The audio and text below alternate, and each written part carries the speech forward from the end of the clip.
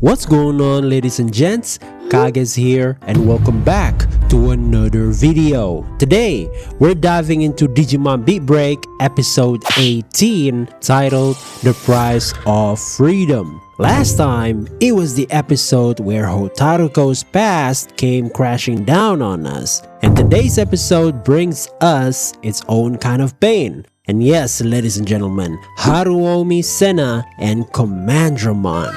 This episode talks about freedom, shows us how beautiful it sounds. It's a word that we all chase, we dreamed up of, a word that feels light, limitless. But this episode asks a harder question. What does freedom actually cost? Because what this episode entails, freedom isn't something you win. It's something you pay for. It's about deciding who gets to walk free and who stays in the cage so someone else doesn't have to. And by the end of this episode, you realize something uncomfortable. Freedom isn't kind, it isn't fair, but for some people, it's still worth everything. And that final line that just made all of us feel empty inside, we'll meet again, right?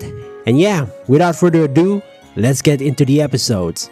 So, Tomoro and the others are just coming back from the grocery shopping, right? Normal day, nothing crazy, and then they find this guy, Sone Haruomi, collapsed on the ground, basically a death door. And I kinda love this part because Tomoro, Makoto, and Rena, they don't immediately jump in to help. They're like, do we help? Do we not help? I mean, it's suspicious, right? And that hesitation actually felt very real to me. Then this guy, Haruomi, went on to check on their shopping bags and he just goes, "Oh, so it's a hot pot. Am I about to meet Emma-sama? Because these three heartless trio refuses to share any of it." Like, bro, instant character points for me, dude. I think right away, you can tell.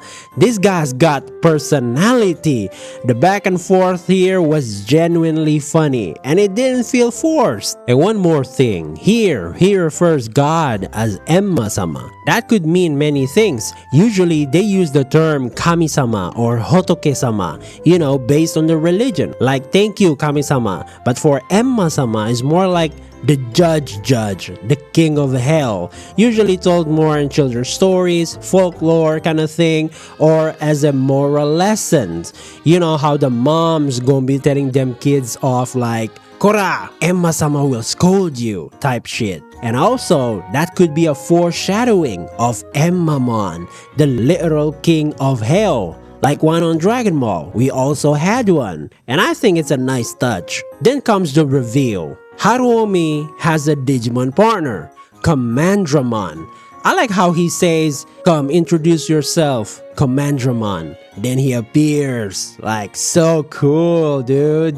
And here's where it gets interesting. He's basically forced the fish for them because he ate the whole thing, which was meant for Kyo, which is returning soon from Nirinso. And I'm so happy even Tomoro truly felt like a Glowing Dawn members now, because he ordered Gekkomon to capture them, and Gekkomon even says the depth of hospitality thing that he learned from Pandamon, which is cool. But then while fishing, he hears about Glowing Dawn's rule that they don't delete Digimon. And I love this moment because he was asking, how are you guys poor despite being a cleaner? Then Tomoro says, we don't turn the Digimon to the ministry, so we don't get paid in full. And why is that? Because we don't delete the Digimon. That's our rule.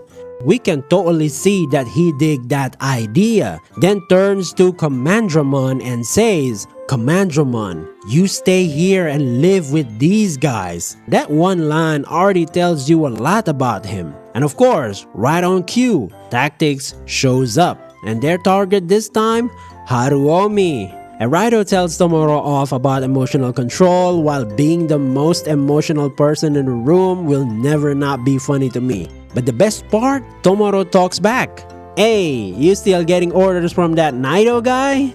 That pisses him off though. Let's go, Tomoro. And when Raido demands Haruomi to be handed over, Tomoro just goes, "Nope, And that look on his face? Perfect. No need for some grand moral speech. It's literally just, I don't like you. So no, what you gonna do? And honestly, relatable. After the fight, they pull back for now, leaving Commandromon behind. Man, I was so impressed looking at Commandromon fight. He did get overwhelmed fighting two champions, but he pulls out a glizzy, literal M16, and the DCD bomb that looks like a bomb, man. It's an insane play, not gonna lie. And this is where the episode really turns dark.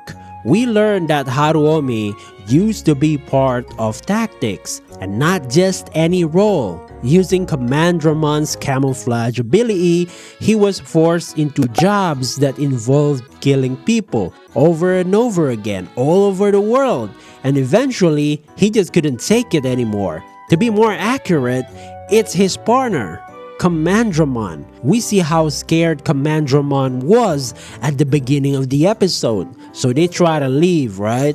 They try to be free, but of course, tactics wasn't about to let go of such a convenient weapon. So Raido and the others were sent to retrieve both Haruomi and Commandromon. And I gotta say, tactics is way darker than I expected, dude. I always assumed there were other teams beside Raido's Team 7, but teams that straight up kill people with guns? That changes everything. And honestly, it made me think, what if the conflict in Granite's homeland was connected to tactics too? I mean, a lot of you guys have been telling me this, right? And that thought alone is terrifying. Then there's that moment with Gekkomon when they were talking and Haruomi were saying, these hands have been stained. Our hands got dirty. That's when Gekkomon asked Haruomi, can you just wash them then? Look, it might sound naive, probably is, but I actually liked it because it lines up perfectly with Glowing Dawn's belief that both humans and Digimon deserve a second chance. And I really felt that.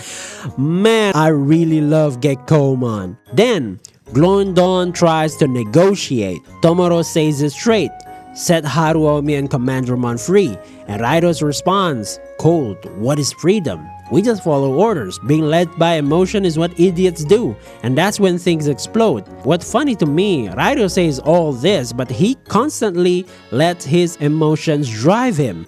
So I keep wondering, right? Are they setting him up for the fall? Are we going to see him really pay for that hypocrisy? Because honestly, even in this episode, it already felt like Tomoro was winning. And I'll be real, I'm waiting for that episode where Raido's expression just completely breaks. I need to see it, dude. Then comes the big play, right? Using Yoshimura, disguised as Haruomi, as bait, and the real Haruomi rescues Commandromon. But when Ramphomon attacks, I think he uses his third move, which I'm not gonna lie, it looks clean. He kind of breaks them gemstones and everything goes raining down, which is a crazy move, by the way. And Haruomi over here does something shocking. He uses Commandromon as a shield, and he says, if Commandromon disappears, I'll be free. I won't have to do dangerous jobs anymore. And Tomoro just snaps, what the hell are you thinking? And punches him. And that felt earned. Raido tries to take Haruomi away, and that's when Tomoro unleashes an insane amount of E-Pulse. And that scene, insane. Not just he doubled the freaking neutron blade, but combines it with the death roll press. Brother, Gekkomon must be eating good with that E-Pulse. So cool. It's not just power, it's that unexplainable, irrational strength. The kind that comes from refusing to back down. He almost wins, but Ludomon interferes, and Raido escapes. Then comes the twist. Commandromon wasn't actually deleted. Haruomi only made it look that way. He used the camouflage, and I'll admit it, I got completely fooled. They flipped the situation once, then flip it again. I did not expect that from a 30-minute Digimon episode. But looking back, Haruomi told Commandromon to live with Glowing Dawn earlier. That was the clue. He was always planning this from the start. His goal was to free Kageromon alone because he believed the two of them could never be free together. Digimon can change forms, human can't. Living forever while running from tactics just isn't realistic, so he sacrifices himself. Kageromon reverts into a baby level, and now tactics can never find him because he's not even Kageromon anymore, right? And then, with tears in his eyes, he says, "We'll meet again, right?" Yeah, that got me. I got emotional damage over here, dude. This episode really gonna stay with me. Haruomi gets taken away by tactics, dragged into hell, and that's how it ends. Another heavy one. I really wanted Haruomi to join the team. I hope there's a rescue arc, right? I just want them to be happy. But knowing Beatbreak, I don't know. And finally, next episode, there's gonna be a dark auction orchestrated by Clay Arsalan from Gogyosei. And not just any auction, it's a Digimon and human auction. Oh my god. Reminds me of that one arc from One Piece, the Sabaody Archipelago arc, the auction house, and it looks like Clay was planning to have Haruomi and Kageromon be on that auction. Yo, it's gonna be a crazy one, guys. Dude, if Tomoro goes on to punch Clay on the face there, it's gonna be insane. And of course, please, let us save Haruomi. And yeah, if you enjoyed the video, don't forget to hit that like button and subscribe to the channel. I would really appreciate that. Thanks for watching, and as always, this is Kage signing off. Stay sharp, and I'll catch you on to the next one. Peace.